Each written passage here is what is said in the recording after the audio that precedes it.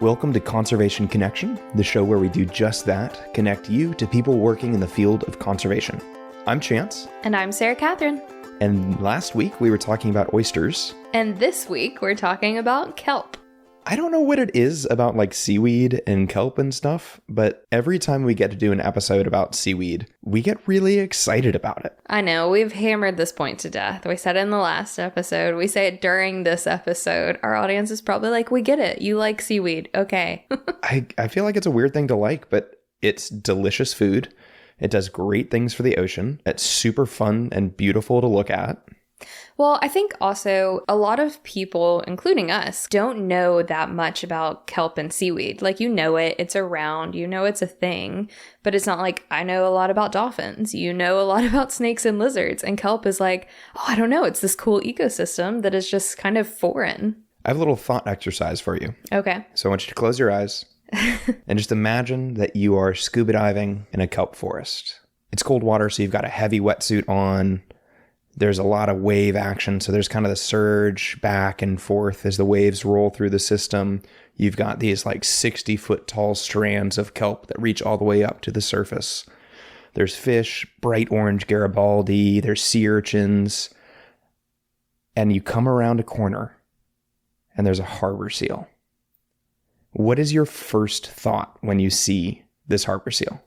I would probably start like crying in my mask. I would just be super excited and like overjoyed at this surprise harbor seal.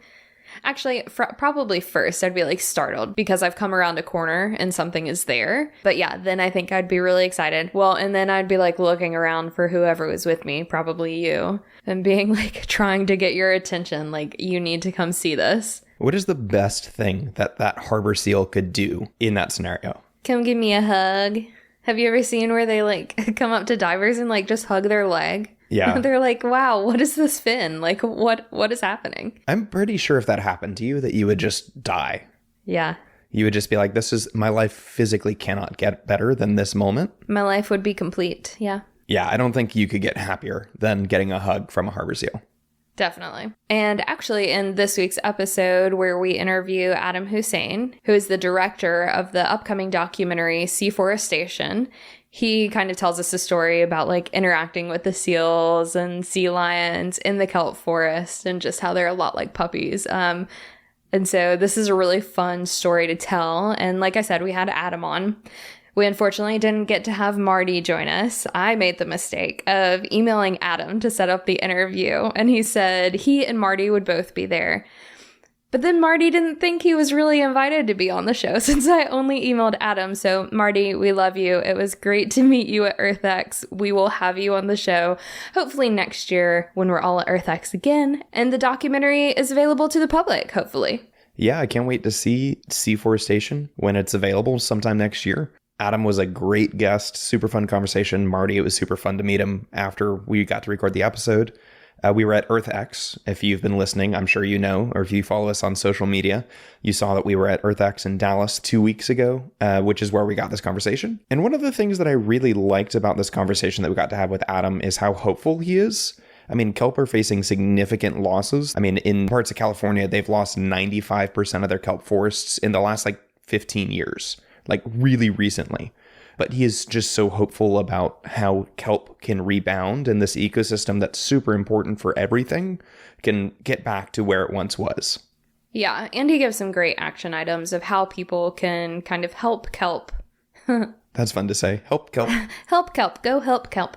How people can help kelp get back to a stable place, volunteering, all that kind of stuff that you'll hear towards the end of the episode. Yeah, so I hope you guys enjoy this interview.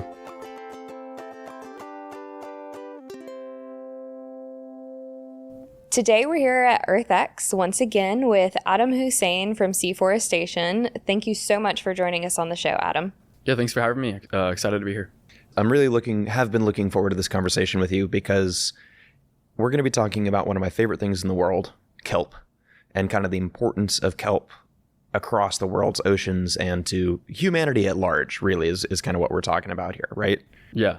So we mentioned to you before that whenever we get to we've done, I think Chance said we've done a few episodes on seaweed, but not on kelp.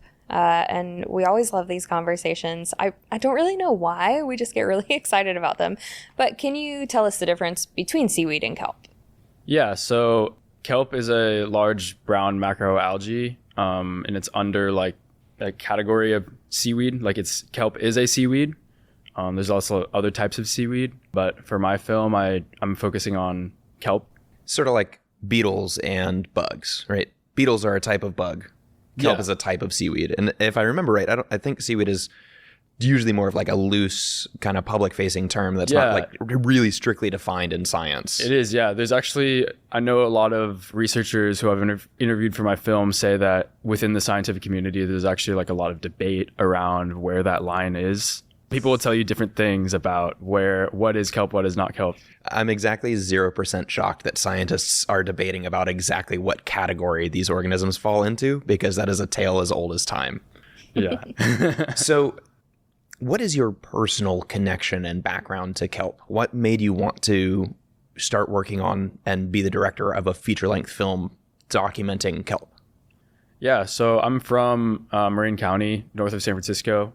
And in the northern part of California, we've lost something like 95% of our kelp forests, or of our bull kelp forests, since 2014 on the north coast. So that's one of the most expansive and fastest instances of ecosystem loss that like the planet has ever seen in such a short window of time. I mean, that's absolutely wild that it's been such a radical change over such a short period of time. Yeah, thinking about 95% loss is like, okay, well, that just seems like it's just pretty much gone. It's gone. Yeah, right. Like, what is the 5% even still doing here? Yeah, because I always thought kelp was a kind of like a California thing. Like, it defines our coast. I didn't think it was such a globally reaching ecosystem. And I started looking into it after like kind of hearing about this crazy ecosystem loss that we had. And then sure enough, I found that it's not just a local problem, it's a global problem, and it's an ecosystem that defines the Earth's coastlines on the temperate regions. Which is a massive amount of coastline. I mean, I think a lot of times when we think like biodiversity in the ocean or like ocean ecosystems, we're going to go straight to coral reefs because that's kind of the poster child for ocean ecosystems that are being lost. But kelp is so massively productive. I mean, there's so much biomass within a kelp forest it's wild to me that they're kind of left off the table and not discussed as much as kind of coral reefs. Yeah, and that's interesting. Yeah, you bring up the productivity of it. I'm not sure exactly on the stat, but I know it's like more productive and fertile than like the most fertile wheat fields. Most other ecosystems pale in comparison to the amount of actual biomass. And I typically try to do some research going into this, and this is a stat that I totally did not come across in my research, and it's like coming back from like 15 years ago in the back of my head. But I remember reading something like a strand of kelp can grow like 3 feet in a day, or like there's some insane amount of new tissue creation on a daily basis in the right conditions. Yeah. So, and I've talked to a researcher about this. Basically, there's days when it doesn't grow much, and there's days when it grows really fast. And like you said, it waits for those conditions.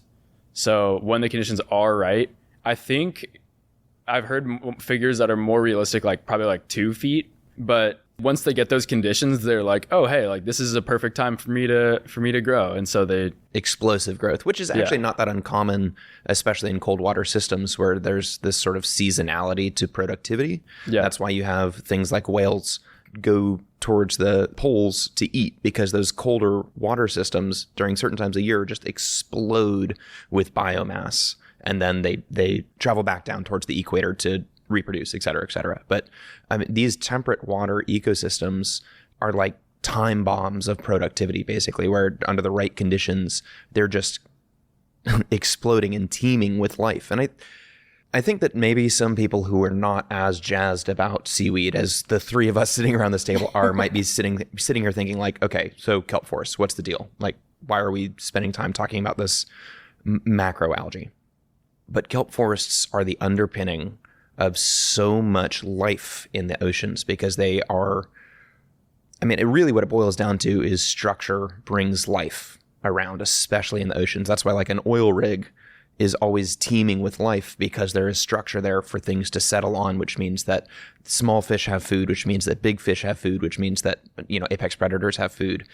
Kelp functions like that everywhere that you find it, right? Yeah, it does. So that structure is really important. And I think that's why it's so important to focus on these canopy forming species. So we have in California, the bull kelp and the giant kelp. There's a lot of different types of canopy forming kelp. So in South Africa, you have the Eclonia maxima, which is like those long stalks it looks a lot different than our kelp forest, but it's amazing to see that it's kind of like a similar ecosystem based on like a different canopy forming like species. And when you say canopy forming, you're talking about like kelp that reaches the surface and then continues to grow so that there's kind of a coverage of the surface. Is that right? Yeah. And you're in like it's kind of like a covered and you feel like protected ecosystem. Yeah. Some of the images that I've seen, like watching the trailer that you've got online for Seaforestation and other, just in my life looking at kelp forest stuff, it reminds me of some of the images I've seen of like the Black Forest in Germany, where it's all of these strands of kelp that are, pretty densely packed, and literally you're just navigating through this maze and you never know what's around the next corner, around the next like chunk of kelp. And it is so different from kind of an open pelagic ocean where you can see or, sense things that are way, way, way away from you. So when did you start production on the film? I believe I started about a year and a half ago. Okay. And you're still obviously in production, but so far, have you come across anything that's like really surprised you during the creation of Seaforestation? Yeah, I think what's really surprised me is the resilience of a lot of these researchers and the innovation that I've seen to be able to make do with a significantly smaller amount of resources than a lot of high profile ecosystems get, and to still make a difference, and to not necessarily focus on the scale yet because they don't have the luxury to focus on the scale without the funding and stuff that is needed to do that. But thinking about what is the solution that once we do get the funding that we can ramp up and we can apply. Right. Because if you can solve the problem in a single bay, then you figure out how to scale that up to one state's coastline. Then you figure out how to scale that up to the entire country's coastline and work up from there. But, figuring out the solution that is scalable is the first step in solving the global problem. Yeah, definitely. And I think it's very difficult to scale up solutions that involve, like, it's really expensive. It's costly, time consuming to do these things. Like, so you're sending divers into the water with hammers in certain areas. Like, if urchins are the problem in a certain kelp forest, like, think about, you need these volunteers, you need to have a boat, you need to have some sort of... It's so much man hours. Yeah, so it's really tough. It's a lot more logistically challenging than doing something on terrestrial forest, probably, because you got to get all this gear and you have to have really highly qualified, highly skilled people going down there. Right. Yeah, you can't just hike out there. Yeah. And you can't just like float on the surface and breathe air. Like, you have to you're going underwater. You need that. We always called it life support equipment because that's literally what your scuba gear is. If you didn't have it, you would die very quickly, right? In these conditions. Yeah. I guess to zoom back a little bit, I was always taught sort of this classic keystone species model of like, if you remove the sea otters, they don't eat the urchins. And then there's too many urchins and they eat all the kelp. And that's kind of what I've always assumed was one of the largest problems for kelp. But something that you just said made me realize that I don't actually know what all of the issues facing kelp are. So could you give us kind of a rundown of why is kelp as an ecosystem in so much danger? Yeah, so it's tough to pinpoint one or two or even three or honestly even four reasons. Yeah. Yeah, so there's so many reasons. It's kind of a culmination of a lot of like man-made activities that are causing this change. There's a number of effects. So kelp is a cold water organism. It exists in the temperate regions, like the temperate latitudes. And so as our oceans are warming, it's actually not warming uniformly. So the tropical belt is expanding both north and south. So you're getting like this tropicalization effect, they call it. So basically the range of kelp is being pushed. So you're getting areas, it's actually kind of cool. You're getting areas where there's coral and kelp right on that. Oh, wild. Right on the border. But yeah, it's really changing the ecosystem for fishing communities that have always fished a certain fish, and now they don't get any of that, and now they're getting tropical fish, or like vice versa. But yeah, so that's one. And then pollution interferes, obviously. There's the urchin grazing is a huge problem. The predator loss, so like sea otters and sheep's head and spiny lobsters and these things that are able to eat urchins, especially the loss of the sunflower star on the Pacific coast. We're losing all these predators, and sometimes an ecosystem can survive when you lose one of them. So in the example of like the Pacific coast, all from California to, or actually Baja, Mexico to Alaska, we lost the otter back in the fur trade mostly. There's been like reintroductions and stuff, so it's made a little bit of a comeback in some places. But then you had two predators of the urchin, so it was the otter and the sunflower sea star. And so once you lose one of them, then you're fully reliant on the other one. There's kind of a lot of speculation that because we lost the sunflower sea star in about, it's tough to say exactly, but it was like around 2010 to 2014. That was sea star wasting disease, right? Is that what it was? It was like some sort of a viral disease? Yeah. And because we had lost already the sea otter and we were fully relying on the sea star to keep the urchins at bay, then you have this like crazy 95% such extreme, such rapid loss because you've run out of, like, that was your last line of defense and now it's gone. Right. And that's a lot of the times we bring up the concept of the importance of biodiversity in keeping an ecosystem resilient to disturbance. So the more avenues you have to, levers and checks and balances you have to keep prey animals at the right population levels, and therefore the ecosystems that rely on them in the right population levels, the more of those pathways that are available, the less impactful it is when you lose one of them. But as you pull one Jenga block out, then another Jenga block out, and then another Jenga block out, and at some point, one disease, like sea star wasting disease, ends up being the final straw that decimates the entire ecosystem, and then you have ecosystem collapse, where it's just like it goes from being there to 95% not being there. Yeah. And at the same time, like, it's tough to say, oh, it was completely because of the disease, because also you have being in that warmer water in these kind of polluted areas and stuff. It's as if, like, let's say there's a person who's like has a fever and then someone tries to like attack them or something. They won't have the ability to defend themselves if they're already stressed, as if they didn't have a fever. So it's basically like the kelp dealing with all these crazy stressors that it's being like put upon it by its changing environment.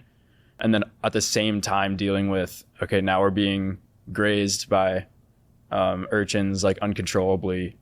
So it's kind of a really difficult thing for kelp to survive through. Yeah. And it's not like kelp can just get up and walk away. It's not like they can try to outrun the urchins. So they're just kind of left to sit there and be like, okay, what do we do now? Yeah. But the cool thing is, we've seen time and time again that if there's an area that has even a small amount of kelp and you just remove, like, say the urchins are the problem in a reef, and you just remove the urchins and there's rock substrate for the kelp to grab onto, then it will come back like almost every single time. Yeah. Right, because we were just talking about how it thrives. It is such an aggressive growing organism. All it needs is like a little bit of help to get established and not be decimated by these stressors, and it will absolutely explode, right? Yeah. So it's really cool I'm sure you're very, very tired of being compared to like coral documentation and stuff, but it's funny to me because coral is this poster child of ecosystems that we're losing in the ocean. We talk about coral as this really slow growing organism that takes years and years and years. And so like breaking a single coral head is equivalent to losing 15 or 20 years of growth. Whereas kelp bounces back in a way that is very different from coral reefs. So for me, it's kind of this perfect model organism to show like, hey, if we just put some effort into this, we can turn the tide. We can make changes that restore ecosystems and bring productivity, ecosystem services, and balance back to these truly decimated ecosystems. Mm-hmm. Yeah. It's true. On that note, what are some of the things you've seen while making this documentary that have given you hope for the kind of revitalization of kelp? Yeah, so I've been working a lot with the Bay Foundation. They're an organization that restores the Santa Monica Bay, so LA, all the way from Santa Monica to Rancho Palos Verdes, which is like, it's a huge area that they restore. And they do kelp restoration. They also do like abalone restoration, seagrass. So, it's a really cool organization that I've been actually volunteer diving with. Wanted to get acquainted with their system and stuff. And I've been seeing and talking to the people there about the restoration they've been able to do and stuff. And so it's really cool to see these efforts successfully restoring reefs in areas where they were pretty much devoured by urchins, or they were gone for one reason or another. And so you can see like these instances of restoration, and it gives me a lot of hope. Areas like in Tasmania, where they've also lost 95% of their giant kelp. They have giant kelp just like we have in Southern California. And since like 1960 or 1970, they had a crazy instance of warming waters. And so they lost a lot of their giant kelp. But there's also restoration work that has been done and is still being done at University of Tasmania. And I got to see the restoration site when I was there. There's a lot of cool, innovative practices being done. Like they're using the holdfast of a understory kelp, which an understory kelp is like the opposite of like a canopy forming kelp. And so they have this understory kelp that's not really endangered right now for them in this particular reef. And they have the giant kelp, which is only 5% left. So they cut the understory kelp, used the holdfast, got twine, the giant kelp to the holdfast of the understory kelp. And then they did that with enough individuals that they were able to like get natural recruitment. So they have like natural reproduction taking place, and then they have like new giant kelp individuals. They're also like using assisted adaptation, which if you imagine like if there was a marine heat wave that killed off a large percentage of a species of kelp, then the remaining, like the surviving species, will have like a really high thermal tolerance because like they're still there. Because they're the only ones that were able to survive, right? Yeah. So naturally, if you take those genes like into the lab, like you do the captive breeding and you outplant this kelp. Yeah. And now you have more heat resistant kelp. Yep. And you compound that as many times as like you need to. So it's really like resource intensive, but it's like a really cool and inspiring way that you can bolster the kelps that are more susceptible to dying by warming waters through like this practice. Yeah, that's super cool. And it's, again, life adapts to change. We've seen it time and time again. There's such a wild diversity of life over its history on Earth. We just need to give them enough time to adapt to that change, and a little bit of help saying like, oh, this chunk of the population is the one that has the best thermal survival genes, meaning you survive when it gets hot. Great. We're going to help spread those genes into the rest of the population the best that we can, and keep doing that until we have a species that is much more heat resistant than the original population. I'm still fascinated by the visual of grafting canopy kelp onto the holdfasts, which is sort of analogous to roots, except that they're not nutrient grabbing, right? They're literally, the holdfast of the kelp is what holds it to the seafloor and keeps it from being washed up on the beach and dying, right? Right. And they have to be really strong because as in these temperate parts of the ocean, we get a lot of crazy storms and massive wave energy. Yeah. So they have to be, that connection between the holdfast and the rock is like extremely, extremely strong. And so being able to use the holdfast from one species and connect it to basically the body of this other species as a way of being like, hey, I know you're struggling, let's give you some extra help, is super funny to me. I think that's a really, really cool system for like, it's almost like MacGyvering ecosystem change, like just being like, hey, we're going to do whatever we can with the resources we have, and then it's being successful. I think that is so cool. Yeah. And given it's not like exploding necessarily, but they're seeing like really cool positive results. It's a lot better than everything dying. Yeah. Yeah. I would love as a diver myself that has spent time in the Caribbean where we do not have kelp, can you just sort of describe for me what is the experience of diving in a kelp forest? Like, what do you see? How does it feel? Like, what is that experience? Yeah, I think it's really cool to dive through a kelp forest because it's like a 3-dimensional structure. And so you really feel like it's like this palace with like columns, and you're kind of like flying basically. If you're diving with like a canopy forming kelp, like giant kelp, and it's all above you, and those things can get up to like 100 plus feet, 120 feet. And so it's otherworldly. Like, yeah, it's nothing like you can experience anywhere else. Like, it's just amazing. Yeah. And the way like the light kind of comes through and creates these golden rays, and you can see like everything is just like flickering golden light. And then like the wildlife interactions, like I love seals, sea lions. They're very common in the kelp forest, and they're just so friendly. They're just kind of like puppies.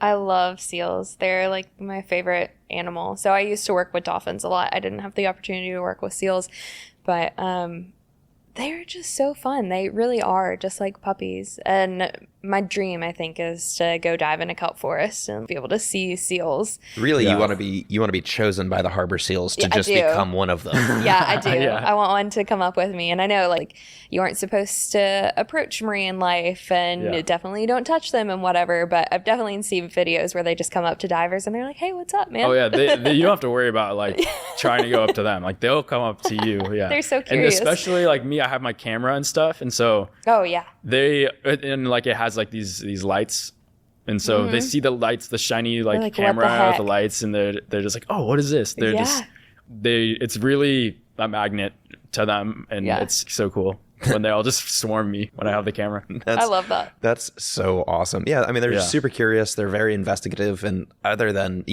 very large sharks, they're apex predators, right? They're really not often worried that something that's about their size in the water is going to cause them problems. So they're going to have no problem being like, hey, you're carrying a weird crab-shaped light emitting device. I've never seen one of those before. What you doing? Let's talk. Yeah. Yeah, exactly. That's really cool. Yeah. So you have this interesting intersection of, scientific diving, exploration diving, and also filming. So where did all of this come together for you, for all of these things? Because I feel like sometimes you have, people directing a documentary and they don't necessarily, they're like, oh, this is an interesting topic that I really want to cover. But you kind of have more of a connection than that, I feel like, to the kelp that you're documenting. Yeah, this is a really important issue to me. I've done a lot of like corporate and commercial video before this project, and it kind of, I felt like, gave me the experience and the skill set, and also like over time just being able to build the equipment, like It's the a amount of hard equipment process. I have to be able to like make a film. Yeah. And then to make a film underwater. Yeah. Which is Yeah. a whole other set of equipment required. Well, I had started filming underwater for some small brands and stuff, so I had like my setup for that, and I Yeah. kind of slowly built these things up over time. I realized like I have everything I need to make something that really like matters to me and could be like a really cool film. So, I thought for a while about what that is, what's the most important thing that I want, that I feel like is a gap of knowledge that I could be of service to like help bridge. And I think kelp was the most drawing to me because of the lack of general public knowledge on the topic. And so I felt like, this is something that needs to be done, bridging this gap between like the public and the science about the topic. Most people don't really know what kelp is, honestly. Even through this process, like people I know are really smart and aware of issues in the world. It's not their fault that they don't know. It's just not part of like the mainstream media and the narrative, like you were saying earlier about ocean restoration. And that's where the problem I think lies, really, not the fact that like if you go on the street, someone might not know what kelp is. It's not even necessarily that person's fault. It's the fault of, I think, the omission of kelp in the conversation of ocean restoration, especially in the media. Yeah, and I think a lot of the times you get focused on, megafauna I guess. So like whales, sea turtles, dolphins, polar bears and all of that kind of stuff. And I think sometimes it can feel like kelp, seaweed, all of that it's kind of like a plant. It's kind of like trees that we have, like, okay, they're there, but what do they do? And they're kind of this enigma, I guess, that, like you said, people just don't necessarily think about. They don't realize that they should be thinking about it. If we haven't already discussed it in the episode, if you were going to tell someone like one thing that they should know about kelp, what would that be? I think the whole like connection aspect of it is really staggering. So just thinking about, like you mentioned, megafauna. So they rely on the kelp just as much as lobster or microscopic organisms in the water column, because it trickles down all the way from kelp all the way up to the megafauna. So in the cold parts of our ocean, one thing eats another thing, eats another thing, eats another thing. If you go all the way down, trace it back, where did it come from? A lot of times, like most of the time on cold water coastal areas, that's a kelp forest. And so when you lose a primary producer, like you lose it, you're like sweeping the rug under a whole like ecosystem. So you will very well likely lose things like megafauna, everything from the ground up. So you fish, invertebrates, marine mammals, like you have a chance to lose all of those things if you lose a kelp forest in a certain area.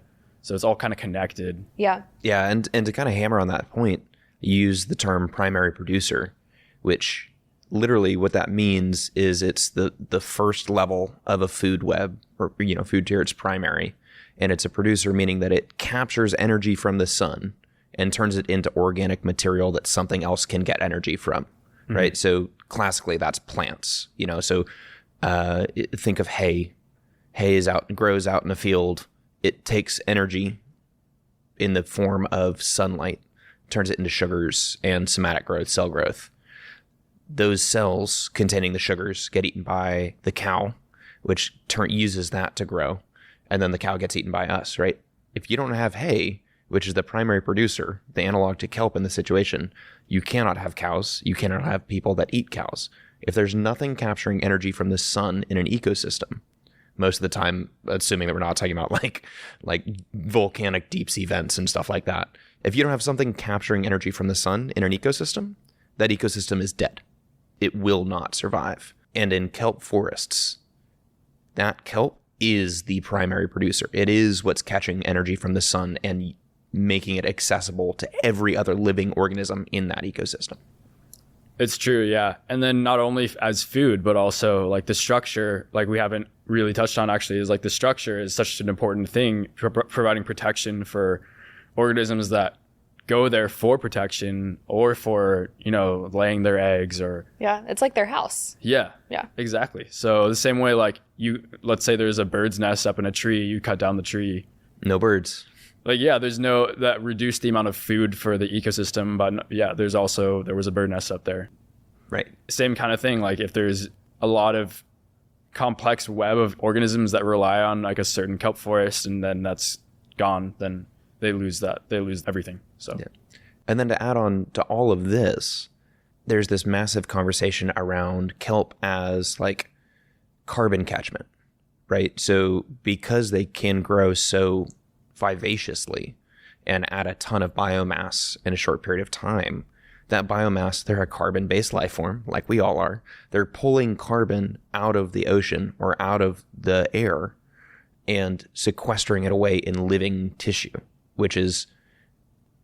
Kelp is just so dang good at growing and capturing carbon. It will 100% be part of the solutions for removing the excess carbon that we've put out into the system. Like I sincerely believe it will be a major, major part in the commercial removal of carbon from our system. And I don't think that gets talked about enough. I think people don't realize that this macroalgae that people are like, oh, there's so much of this on the beach, I can't even hang out here anymore, is so important to really the future of life on our planet. It really is, yeah. And ecosystems like it, like seagrass meadows and mangroves, all these ecosystems that capture carbon and store them, it's really, really important as we're emitting at, unprecedented rates to be able to like we're just lucky to have these natural, vents of our emissions. That's the thing, is like, if as you lose them also, you accelerate the change that you'll see in the environment. So as like ecosystem loss, not only kelp forests, but all carbon capturing ecosystems are diminished, then, you can see how that's a kind of like a runaway effect. Right. So it's very, very important that we don't lose these things. Yeah. Yeah. I mean, if we're sitting in a boat that is sinking because there's water coming in, that's the carbon that we're pumping out into the atmosphere, right? This water that's coming into the boat.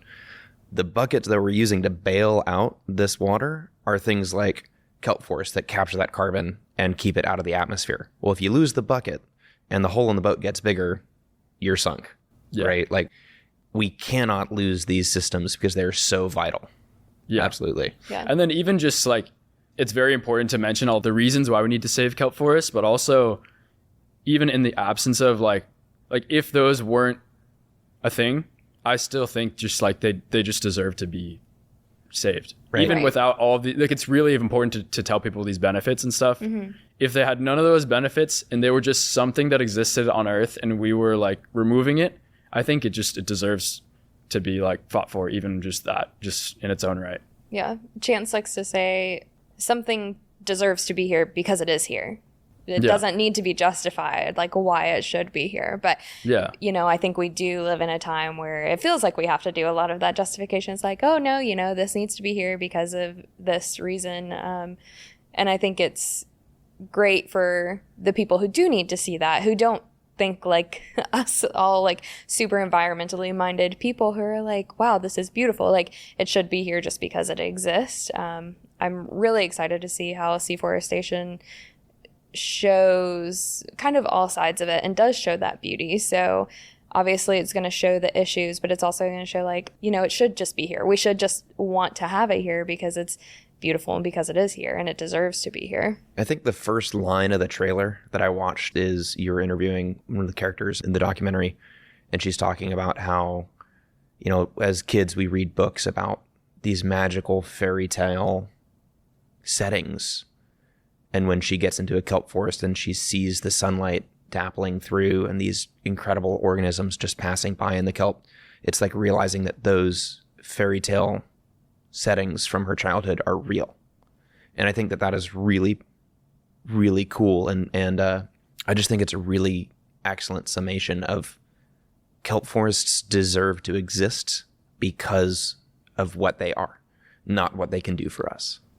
Yeah, it's true. Yeah, and she's really, really amazing, well-spoken, really passionate about what she does. Hanli Prinsloo, she's a big part of the film. So I'm excited to share like her perspectives and her story. Yeah, and I think it's really cool to give people this underwater view because, we know people who don't even like to snorkel, let alone scuba dive, to get into these ecosystems. So to show the millions of people who never have been underwater and may never be underwater that like, hey, this place is beautiful and here's a way for you to experience it too, I think is so important. Yeah, because if you think about how many people scuba dive, period, it's a small percentage of the population, let alone the amount of people that scuba dive in cold water. Right. And then let alone even more so the people that have gone scuba diving in a kelp forest. Yeah. So it becomes even more important for media to cover this when it's something that most people statistically like won't see it with their own eyes. Right. Yeah. So I think it becomes that much more important to immerse people in that environment and let them feel like for a moment like they're there. So we can kind of collectively create this empathy for an ecosystem that deserves it. Because like it's hard to conceptualize saving something if you don't know like what it is and you don't have an empathy for it. So the second you see something or you feel something, like feel a connection or you feel like really drawn to visual imagery or like a really beautiful place, I think that's where I really realized that I can use my skill set and experience to do my best to make people feel like they're immersed in it so they can feel like they've gone diving in a kelp forest. And then, I want as many people as possible to experience that so that they can feel the same empathy they feel for a coral reef or for tropical rainforests and feel this urge that I feel to like fight for it. Yeah, that's fantastic. So If you want to feel what it's like to dive through a kelp forest, you should check out Seaforestation when it appears. I know this is always the hard question when you're working on a doc. Do we have any idea of a timeline? I don't have a timeline, honestly. We'll update our audience when you do. Yeah. So I'm really excited about it. We're still filming it, working a lot with the Bay Foundation, and trying to track results of some restoration success. But we'll see. Hopefully in 2025, it'll be out. Awesome. It'll be the front page of Netflix for like 6 months. It'll be amazing. Yes. Exactly. I do want to leave this conversation by just asking you, for people who are listening to this episode who want to help, who want to do something, do you have any kind of action items, ways that people can get involved with helping to save or restore kelp? Yeah, so that's going to depend on where you are. Mm-hmm. The first thing I would say is like just talk about it. Just tell your friends, tell your family about it. The more we can like introduce it into the dialogue of ocean restoration, the more we can acknowledge its existence. And you can't save something until everyone kind of acknowledges that it exists. And the second thing is, if you are near a coastline, or if you're planning on being near a coastline anytime soon, maybe check out, if it's a cold water area, what's happening. There's probably a restoration organization doing kelp restoration work if it's an area that has it. So anywhere on the coast, the west coast of the United States, northeast of the United States, if you're around the world, like I'm not going to list every single place that exists, but it's very, very, very common, especially in the like most populated areas of the planet. So there's probably an organization you can reach out to and probably volunteer dive if you are a diver. There's definitely ways you can donate to different restoration efforts. That's going to be dependent on where you are. Yeah, awesome. Fantastic. Well, thank you so much for being on the show with us today, Adam. This was super fun conversation. We always love to talk about algae and seaweed and kelp, and I think it's a really cool topic. So thanks for your knowledge. Yeah, thanks so much for having me. This has been a blast. Thanks, guys.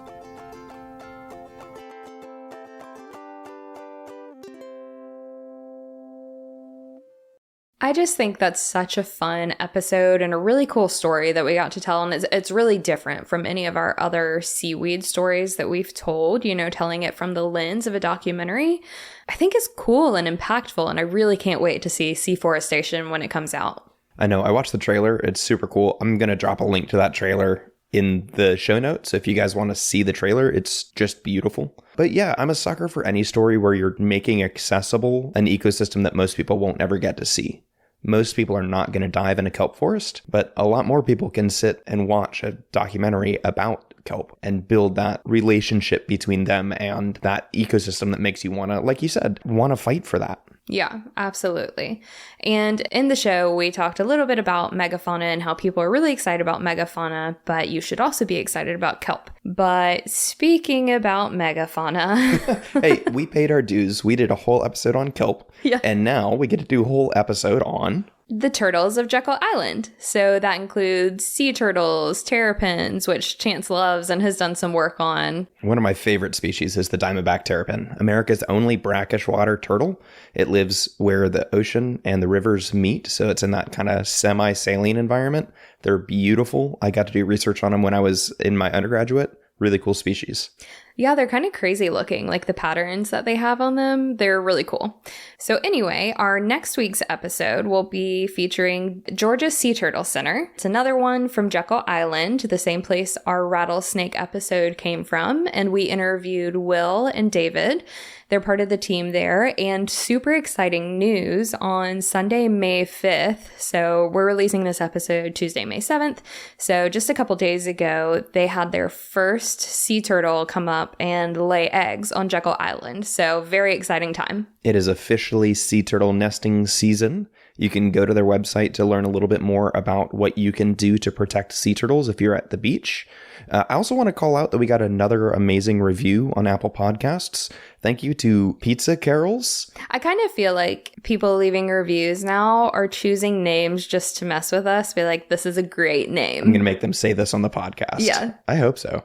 But yeah, it was a great review. We really appreciate these reviews. It's super fun for us to read them. It's like a nice little happy thing that happens throughout the day. And then it really helps other people find our show. So you can make a difference for the planet just by leaving us a review and rating us on Apple Podcasts or wherever you listen.